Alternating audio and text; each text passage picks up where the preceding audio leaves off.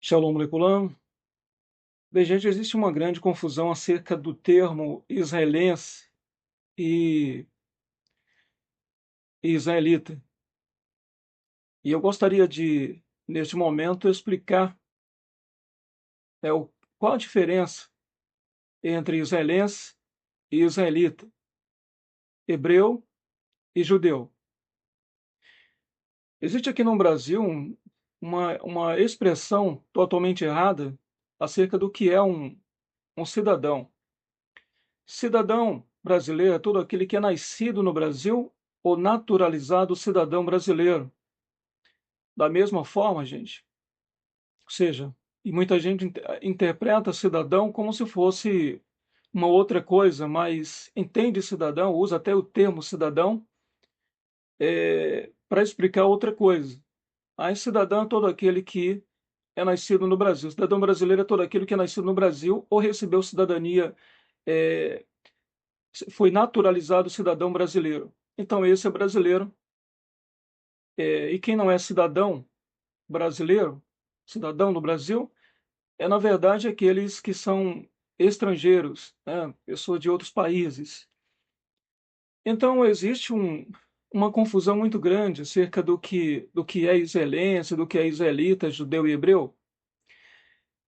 E, às vezes, membros da nossa comunidade falam de pessoas que ficam com ironia, quando dizem, quando dizem que são judeus, as pessoas dizem assim, você é de Israel, é lá de Israel. Isso é ignorância, né? Pessoas sem cultura que não sabem nem procura saber, estão confundindo etnia com nacionalidade. E há uma diferença muito grande entre nacionalidade e etnia. Então, gente que nasce em Israel é um cidadão israelense. Ele é israelense. Quem se naturalizou, até morou, nasceu em outro país, mas recebeu a cidadania israelense, ou foi naturalizado cidadão israelense, ele é israelense independentemente da religião. Digamos que uma mulher, ou seja, um casal, um homem, com sua esposa, ele vai trabalhar em Israel por um período de mais ou menos um ano. E o que vai acontecer ali? Digamos assim que vai chegar na metade do ano, a criança nasce e eles querem registrar a criança lá em Israel. A criança dessa mulher, é israelense. Ela nasceu em Israel. Ela é israelense. Mesmo essa mulher sendo cristã, mesmo esse homem sendo cristão, essa criança é israelense, enquanto que os pais são brasileiros. Da mesma forma, um jogador de futebol, digamos, ele sai do Brasil, vai jogar lá em Israel e de repente se adapta bem é, ao país, né? E todo mundo gosta dele como jogador de futebol, ele também gostou do país e deseja se naturalizar cidadão israelense e o país aceita. E ele recebe a nacionalidade israelense. Ele fica com dupla cidadania, a cidadania brasileira e a cidadania israelense. Então ele é cidadão brasileiro e também cidadão israelense. Então, gente, isso chama-se nacionalidade. Nacionalidade, tá bom? Então, todo israelense, quando você ouvir falar de um israelense, isso aí está se referindo à nacionalidade dele, como se fosse brasileiro, espanhol, português, alemão, americano, entendeu? Então nunca confunda israelense com israelita, judeu ou hebreu. Até porque em Israel está cheio de israelenses cristãos. Camarada, a pessoa nasceu em Israel, é cidadão israelense e não é judeu. Entendeu? Enquanto existe um montão de judeus no mundo que não são israelenses, como por exemplo a maior comunidade judaica fora de Israel é a comunidade americana, composta de pelo menos 5 milhões de judeus americanos. Eles são judeus americanos, não são judeus israelenses. São americanos, mas não são israelenses. São judeus, mas não são israelenses. Enquanto que lá em Israel também está cheio de israelenses, islâmicos israelenses. São, são israelenses, não são judeus, são islâmicos e são cidadãos lá de Israel. Então, não confunde uma coisa com a outra, né? Depois vem as comunidades, outras comunidades judaicas espalhadas pelo mundo, tá? Comunidade, os judeus franceses, os judeus brasileiros, judeus da Argentina, judeus argentinos, né? E você não pode confundir jamais. Israelense é nacionalidade. E pode ser que o israelense, chegou um israelense no Brasil. Talvez o israelense que chegou aqui ao Brasil, ele não seja nem judeu. Ele pode ser um cristão, pode ser um islâmico, ele pode ser um ateu, ele pode ser um hindu, ele pode ser um budista e pode não ser judeu, enquanto que o israelense não é um judeu, o próprio, né, por exemplo, o judeu brasileiro, ele não é israelense, porque não tem cidadania israelense. Ele não, nem nasceu em Israel, nem se naturalizou cidadão israelense. Então, eu acredito que não vai mais confundir. Falou israelense, está se referindo, não está se referindo à etnia, está se referindo à nacionalidade da pessoa, tá bom? Agora o termo, vou começar por hebreu, né? Porque o primeiro termo usado para o nosso povo foi hebreu. Depois, o nosso povo passou a ser chamado israelita. E, atualmente, o nosso povo é chamado de povo judeu, né? Mas, como eu costumo dizer, todo judeu é israelense, mas nem todo israelense é judeu. E por quê? Porque existem outras tribos, os danitas, os levitas, os benjamitas, tá bom, gente? E como hoje Israel voltou a existir, né? Então acredito que o termo israelitas deveria voltar. Então, para que você entenda bem que o termo hebreu, israelita e judeu está se referindo, tem o mesmo significado, está se referindo ao povo, né, à etnia. Eu gostaria que você acompanhasse comigo. Pode até abrir a sua Torá comigo e você conferir comigo o que eu vou realmente explicar e mostrar. Eu gostaria que você acompanhasse comigo, por exemplo, você pode abrir a Torá aqui nos versículos 26, 27 e 28 do capítulo 11 de Bereshit. Vamos ver o que diz? Diz assim, ó: E viveu Terah 70 anos, e gerou a Avram, a Nahor e a Haran. E Haran gerou a Lot. E morreu Haran, estando Terah, seu pai, ainda vivo, na terra do seu nascimento, em Ur dos caldeus. Então, onde é que Avraham, o nosso patriarca, ele nasceu? Em Ur dos caldeus, tá bom? Então, quem era o nosso patriarca? É por isso que nós somos uma etnia, porque nós temos um patriarca. E eu gosto de explicar que etnia é, na verdade, uma família gigante e milenar, né? Nós somos uma etnia, tá bom, gente? Uma família gigante e milenar, tá bom? Por que nós somos uma etnia? Porque nós temos um pai de família. Ele formou a família, tá bom? E essa família foi tendo descendentes, foi se multiplicando, é por isso que nós somos uma etnia e não apenas uma religião, como o cristianismo, como o budismo, né? Nós somos uma etnia porque nós temos um patriarca, nós temos um pai, tá bom? Então existem os filhos por linhagem, aqueles que são descendentes diretos de Abraão, e tem aqueles que são filhos por adoção, aqueles como Ruth, né? Aqueles com a mulher de Yosef, que era egípcia, né? A mulher de Erudá, que era cananeia, a mulher de Shimon também, que era cananeia, a mulher de Moshe, né? Que era, ela se casou com a filha do chefe de Midian. Então, você sabe, a mulher de Moshe, ela era midianita, é isso? A própria Ruth, né, que era moabita, se converteu ao israelismo, né? Então, esses são os filhos adotivos que também fazem parte da família. Nós não somos uma raça, né? Como já expliquei em outro vídeo, até porque não se casa primo com primo e não se pode aceitar pessoa de fora, né? Que não seja do mesmo sangue, né? Até porque houve essas misturas. Então nós somos um povo misto, mas temos um patriarca. Existem os filhos, como eu já falei, por linhagem direta, e os filhos por adoção, como as pessoas que eu já citei, né?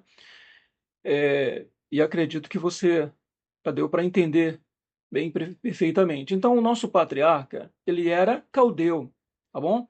Deus escolheu um caldeu, tá bom? Para formar o nosso povo, a nossa etnia, né? Nós somos um povo mestiço e não existe característica, esse é judeu e aquele não é. Aquele que não parece ser judeu pode ser, como chamou hoje judeu, mas eu gosto do termo israelita, e aquele que não parece ser pode ser, entendeu? Então, gente, onde era Ur dos Caldeus? Ur dos Caldeus ficou ali na região mesopotâmica, onde é hoje o atual Iraque, mais ou menos ali no atual Iraque, tá bom? Então, ali é o quê? Ali é Ásia. Então, chega um momento que o pai de Abraão, ele diz assim, vamos se mudar daqui, vamos sair da Mesopotâmia, né? E ele se desloca dali, da Ásia, né? Onde é hoje o atual Iraque, onde ficava a região da Mesopotâmia, né, a Caldeia, e eles se deslocam e vão ali, lá para onde era o Império Assírio, né, a cidade de Arã, onde é hoje o leste da Turquia, e ali, se eu não me engano, ali já é Europa, tá? Eu acredito que ali já é Europa. E depois de um tempo, né, o Deus, o nosso Criador, ele fala para Abraão: sai da tua parentela, né? E manda que ele se retire do meio dos seus parentes, ele obedece a Deus, ao nosso Criador. E Abraão, ele vai descendo, até chegar na Cananeia, né? Onde posteriormente o nome vai mudar de Cananeia, né? Para Israel. E isso acontece lá na frente. Mas ele desce lá de onde era a região do Império Assírio. Não confunda com Síria. Síria ao norte de Israel, a Síria um pouco mais acima, tá bom, gente? Onde seria hoje o leste da Turquia. Então, Abraão obedece a Deus, sai do meio da sua parentela e ele vai descendo até o Oriente Médio. Tá? Ele fixa moradia ali em, em Canaã, em Canaã, né? Na cidade de Hebrom. Você pode conferir comigo? Aqui, é, versículo 18 do capítulo 13 de Bereshit, ainda no primeiro livro da Torá. Diz assim: então, é, perdão, gente, só retificando aqui, é isso mesmo. Versículo 18 do capítulo 13 de Bereshit diz assim: então mudou Avram as suas tendas e foi habitar junto aos carvalhos de Mane, em Hebrom. Olha aí, ele foi morar em Hebrom. E ali edificou um altar a Yahvé. Então veja que Abraão, nosso pai, ele desce lá, de onde seria hoje, né, o leste da Turquia, até o Oriente Médio, a terra de Canaã, né, Canaã, e fixa moradia lá em Hebrom. Por enquanto, vemos aqui um hebreu, um caldeu, né, que saiu lá da Caldeia, foi morar lá na região da Síria, né? E depois desce ali para a região do Oriente Médio e fixa moradia em Hebrom. Agora, vou mostrar para você de onde surge o termo hebreu, tá bom, gente? Você vê que Abraão, nosso patriarca, ele não era chamado de hebreu, tá bom? Não existe esse termo antes. Só depois que ele passa a habitar em Hebrom é que surge o termo hebreu. Você pode conferir comigo aqui no versículo 13 do capítulo 14 de Bereshit, que diz assim: Então veio um que escapara e contou a Avram, o hebreu. Você veio, surgiu o termo hebreu pela primeira vez, né? Pela primeira vez, a Avraham, nosso patriarca, né? Aqui está Avram, só depois Deus muda o nome dele para Avraham, né? Então veja que, pela primeira vez, o nome hebreu aparece, né? Só depois que nosso patriarca passa a morar em Hebron, Hebron. Então, vemos aí o termo hebreu pela primeira vez. Daí por diante, nosso patriarca é chamado de hebreu. Depois ele tem o quê? Ele tem um filho chamado Isaac, tá? Depois, Isaac se casa e dá um neto a Avraham, né? O nome dá dois netos, né? O Esav e o Yaakov. Mas Deus escolhe, Deus está ali com Yaakov, né? Devido a uma atitude mais espiritual, mais temerosa, né? Que respeitando mais o sagrado, o religioso. Então, nosso Deus, ele fica com Yaakov, né? E Yaakov também se casa. Yaakov, que era neto de Abraão, se casa e tem 12 filhos, 12, tá?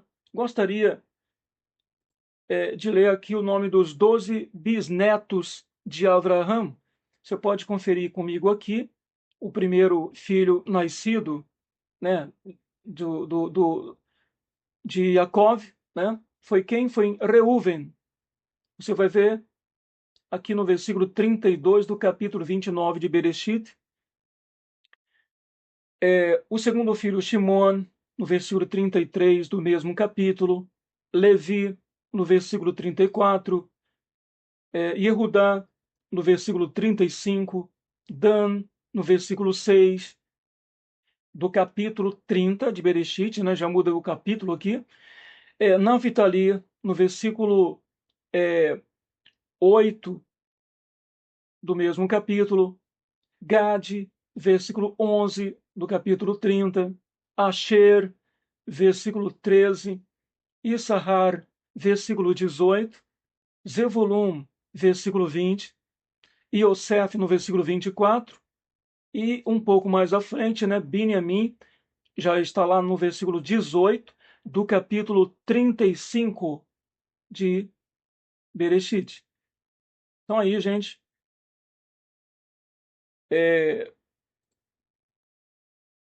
o que aconteceu, né? Então você vê aí o processo até o presente momento, o termo hebreus, então Isaac é tratado como hebreu, Yaakov como hebreu, os bisnetos de Abraão tratado como hebreus, né? Então o termo hebreu ele vai existir até mais ou menos ali até ali o cativeiro, né? Até ali o momento que muda, vai morrendo os faraós, até chegar um faraó que não conhece, né, a história do israelita Yosef, do que ele fez pelo Egito, ele acaba escravizando, né, os israelitas da época, né? E você vê que ali o termo usado é os hebreus, né? Então, vou mostrar para você o processo de mudança, né? Quando para de ser chamado, o nosso povo passa de ser chamado de povo hebreu e passa a ser chamado de povo israelita. Gostaria de que você acompanhasse comigo aqui o versículo 10 do capítulo 35 de Bereshit, que diz assim: E disse-lhe Deus: O teu nome é Yaakov, mas daqui por diante não te chamarás mais Yaakov, mas Israel será o teu nome. E Deus passou a chamá-lo Israel. Tá vendo aí? Então, Yaakov tem seu nome mudado. Deus diz assim: olha, teu nome é Yaakov, mas só que agora não vai ser mais Yaakov, vou passar a te chamar agora de Israel. É daí que surge o termo israelitas, que significa filhos de Israel. Tá bom, gente? Então, as 12 tribos de Israel, quando surgem, quando se formam, né, quando é formada, então o processo é lento, pelo menos até a saída do Egito, né, ou seja, até o momento que eles estão lá no Egito, o termo usado, né, da morte dos filhos, das crianças, chama-se crianças hebreias, né? Então vemos aí que até ali o termo usado é hebreus, né? Mas o termo israelitas surge a partir do momento que Iacov deixa de ser chamado de Iacov e passa a ser chamado de Israel. Mas isso é um processo lento até mudar o costume de chamar de hebreu e passar a ser chamado de israelitas. Só depois da saída do Egito é que o termo muda totalmente de hebreu para israelitas, né, quando conquista a terra, quando muda o nome de Canaã para Israel. Então, muda ali também o termo hebreu para o termo israelita. E, como, como todos já sabem, depois da saída do Egito, houve 40 anos no deserto, depois houve o período dos juízes, né, até chegar o primeiro reino. Israel se torna um reino. O primeiro rei de Israel foi Shaul, da tribo de Benjamim. O segundo rei de Israel foi David, da tribo de Judá, né? Depois, o terceiro rei de Israel foi Salomão, filho de David, também da tribo de Judá. Então, Israel unido, o reino de Israel, só teve três reis: Shaul, David e Salomão. Somente esses três reis. Depois da morte de Salomão, é, há uma divisão no reino de Israel. Israel se dividiu como está hoje dividida as Coreias do Norte. Eu acredito que você já ouviu falar das Coreias do Norte e as Coreias do Sul. Ali já foi uma Coreia só, mas houve uma divisão territorial, né? E, e aconteceu que houve agora que surgiram duas Coreias, né? Antes uma Coreia só, depois acaba existindo aí uma divisão e passou a existir a Coreia do Norte e a Coreia do Sul até hoje. Da mesma forma ficou Israel, tá bom? Israel do Norte, né, com capital em Samaria, né, Shomron, e Israel do Sul com capital em Jerusalém, né? Jerusalém, que traduzem Jerusalém, mas como Jerusalém é nome próprio, então vou manter o termo Jerusalém, que é nome próprio, e nome próprio não se pode traduzir, né? Então, existem as tribos do norte, as tribos do sul, são divididas, tribos ao sul, o território de Judá é bem maior, e a capital ali do reino de Judá do sul fica com o filho de quem? De Salomão, tá bom, gente? É ali na Jerusalém, a capital de Israel, de Judá. Você vê o termo aí, o território é grande, então o termo não fica o mesmo termo, fica o termo é, reino de Judá, né, gente? Então daí surge o termo o quê? Judeus, tá? Os benjamitas, da tribo que estavam ali no Israel do Sul passaram a ser chamados de judeus também. Os levitas que estavam ali no Israel do Sul passaram a ser chamados de judeus. Então você vê o processo. Hebreu, israelitas e agora até as pessoas das outras tribos começam a ser chamados de judeus porque estão morando no reino de Judá, como traduzem Judá, no reino de Judá ao sul, né? E acima existe os os, os israelitas, continuam com o mesmo termo. As tribos do norte, ou melhor dizendo, os principados do norte continuam usando o termo israelitas. Capital, Shomron, né, Samaria, e eles continuam ali sobre o reino de um capitão que estava foragido no Egito. O reino de Judá fica sob o reino do filho de Salomão, a linhagem, né, de David. Já o Reino do Norte fica sob o reinado de um rei, né, que era capitão e estava foragido. Vamos ver aqui é, Vamos ver aqui, gente, no versículo 17 do capítulo 12 de Melachim Aleph, né? Primeiro Reis, que diz assim: Quanto aos filhos de Israel que habitavam nas cidades de Judá, Rehavam, né, reinou sobre eles. Rehavam, filho de Shalomó, reinou sobre o Israel do Sul, tá bom, gente? Ele ficou sendo. E o Yoravam, capitão do exército de Israel, que estava foragido, ele volta e assume. Tem ali o Beit Hamikdash, né, o templo, e tem ali os levitas, que eles prestam serviço religioso, alimentando a espiritualidade da nação, e, portanto, o Israel do Sul. E é isso aí, gente. Eu acredito que você entendeu direito, né? Ao norte de Israel do Sul, Yoravam, capitão do exército que estava foragido. Ao sul, né, o filho de Shelomó, né, reinando sobre Israel do Sul. E a espiritualidade de Israel do Sul era grande, mas a espiritualidade do Israel do Norte foi caindo, né, gente? Então o reino do Sul tinha espiritualidade, o reino do Norte foi perdendo a espiritualidade e eles acabaram sendo atacados pelo rei da Síria, porque Deus os abandonou. Deus os abandonou e eles foram abandonados por Deus, e o rei e o império assírio se levantou naquele tempo, atacou Israel do norte e foi e prevaleceu, né? Ganhou, conseguiu vencer o Israel do norte.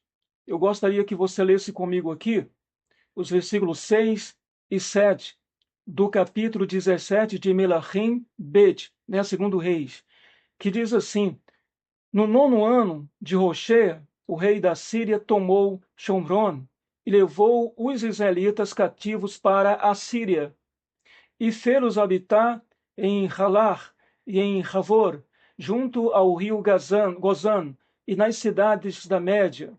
E isso aconteceu porque os filhos de Israel pecaram contra Yahvé, seu Deus, e os tirara da terra do Egito, de debaixo da mão de Paró, o rei do Egito, e passaram a temer a outros deuses, tá bom? Então você vê aí a idolatria reinou no Israel do Norte, Deus os abandonou e eles foram vencidos pelo Império Assírio, tá bom? Então aí se acaba o Israel do Norte, passa a existir apenas o Israel do Sul, com o nome de Reino de Erudá, tá? Reino de Erudá. E ali, muitos israelitas, os danitas, vão morar no Israel do Sul e passam a ser chamados de judeus também, né? Shimonitas saem do Israel do Norte, né? Vão morar no Israel do Sul e passam a ser chamados também de judeus. Então, aí você vê o processo. Hebreu, israelitas e agora todos os israelitas das outras tribos passam a ser chamados de judeus, mas antes o termo judeu era usado só para quem era da tribo de Judá. Tá bom, gente? Mas, como o reino do Israel do Norte foi destruído pelo Império Assírio, então vieram morar, os israelitas do Norte, milhares deles foram morar, passaram a morar no Israel do Sul e passaram a ser chamados de judeus, né? Até mesmo aqueles que foragiram, foram morar em outros países, né, por causa do reino da Síria, eles, quando eram encontrados, localizados, eram chamados de judeus por causa do reino de Israel do Sul, tá? Do reino de Yehudá, que traduzem reino da Judéia. E durante muitos anos e existe apenas o reino, né, o reino de Judá, durante muitos anos, na sua parte ali sul. Então, gente, o Império Assírio, com o tempo, ele é destruído pelo Império Babilônico, que se levanta, destrói, abate o Império Assírio e também acaba conquistando o Israel do Sul, que, é, que acaba perdendo um pouco o temor a Deus, e Deus permite que eles sejam levados em cativeiro para a Babilônia, para Bavel, e ali o cativeiro é de 70 anos. 70 anos. Depois se levanta Ciro, o Grande, e ali, ou seja, o Império Persa, né, ele se levanta e destrói o Império Babilônico. Certamente ele tinha feito um voto com Deus, ele disse: olha, se Deus entregar o Império Babilônico nas minhas mãos, eu conseguir destruir, prevalecer contra os babilônicos, todo o povo judeu que está lá, eu vou libertar e vou mandar voltar para a terra deles. E assim aconteceu.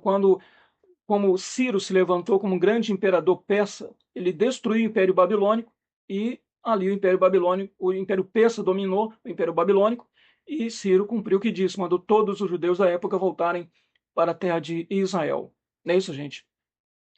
E daí vem outros processos até chegar, outros levantes, até chegar ao Império Romano. O Império Romano ele domina Israel, o reino de Judá, né, que é chamado de Israel do Sul, ou seja, de reino de Judá, né, como traduzem, e domina, fica dominado ali pelo Império Romano, né, o Império Romano, né, que se levanta e domina vários povos, entre eles o povo judeu da época, né, e no ano 70, quando os judeus da época estão cansados, Israel, o reino de Judá está subjugado, pagando muitos impostos para Roma, né, dominado por Roma, a gente quer sair desse sufoco, então há uma revolta no ano 70 depois da Era Comum. Os judeus da época tentam expulsar os romanos, destruir as falanges romanas, né, e libertar o reino de Judá do domínio romano. E ali é o contrário, o Império Romano vem contra ele com grande força, até porque naquele tempo estava faltando muito temor a Deus, o talmudismo já estava reinando ali, as regras divinas estavam sendo deixadas de lado por regras humanas, né? Ali o que Deus ordenou estava sendo deixado de lado, enquanto que as regras humanas estavam sendo praticadas como se fossem regra de Deus, e as regras de Deus sendo deixadas de lado como se fossem regras humanas. Então, no 70, o Império Romano destrói Jerusalém, destrói o Beit Hamikdash, e aí sim, o reino de Judá deixa de existir, tá? E todos os judeus da região se espalham pelo mundo. Há uma tentativa de retomada de Jerusalém no ano 135 da Era Comum, quando se levanta ali Bar Korba, né? E tenta Bar Korba tomar Jerusalém e acaba havendo ali, na verdade, um massacre de judeus na época, porque eles não estavam se baseando na Torá verdadeira, né? Estavam sem temor a Deus, deixando de lado as mitzvot verdadeiras e se baseando em regras humanas. Então perderam a batalha e ali foi um banho de sangue horrível. E daí, gente, somente depois, anos e anos se passaram, né? Mais de um milênio, quase 2 milênios se passaram sem Israel existir, sem o reino de Judá do Sul existir.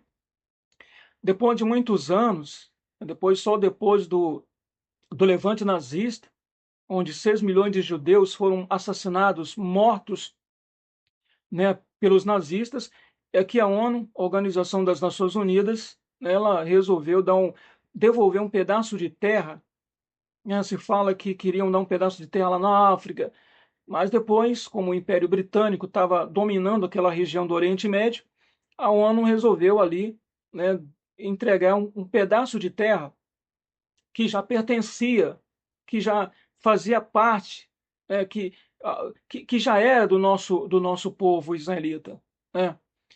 Então, o que acontece?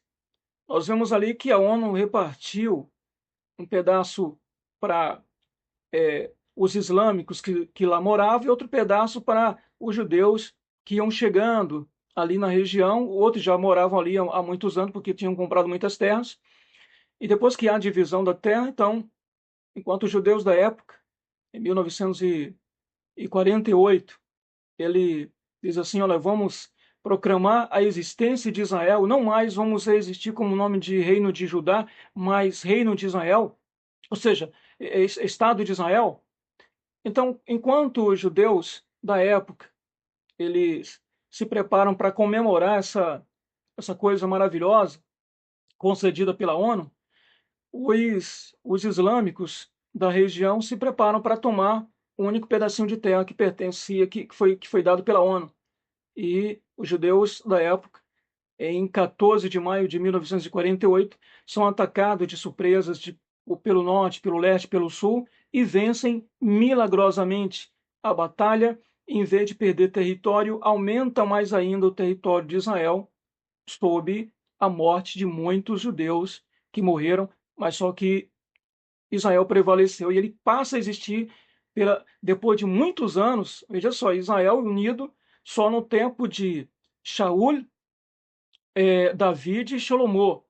Israel passa a existir, olha, milênio de anos depois, agora que, né, não é mais reino de Jehudá, mas reino, e nem está dividido, mas reino, ou seja, mais Estado de Israel. É uma maravilha. Então é por isso que eu prefiro usar o termo israelita, porque todos os judeus são israelitas, mas nem todos os israelitas são judeus, né? Então, Israel está ali, o Oriente Médio hoje voltou a existir, né? Os israelitas ali são chamados de judeus, mas o termo certo é israelitas, né? Porque existem pessoas de outras tribos também. Então é por isso que o termo certo seria israelita e não judeu. Mas judeu, hebreu e israelita está se referindo à mesma coisa. É a mesma coisa, o mesmo significado. Está se referindo ao povo, à etnia israelita, criada por Deus e formada por Deus, e a nossa existência, tanto de Israel, território, como do Israel povo, né? Do Israel povo, porque Israel não é apenas o território, Israel é o povo israelita espalhado pelo mundo, também composto pelo povo, né? Esse Israel aí, a etnia israelita, ela prevalece aí pela vontade de Deus e não pela vontade do ser humano, pela vontade do homem, porque se fosse depender da vontade do homem, Israel não existiria mais. Então espero ter tirado toda a sua dúvida, espero que você não faça mais essa confusão entre israelense e israelita, porque israelense é nacionalidade e israelita está se referindo à etnia. Israelita, hebreu e judeu é a mesma coisa. Está se referindo à etnia e não à nacionalidade. E tem judeu, e tem judeu que não é israelense, e tem israelense que não é judeu, tá bom? Então, eu espero que você tenha entendido perfeitamente. Lehitra hoje.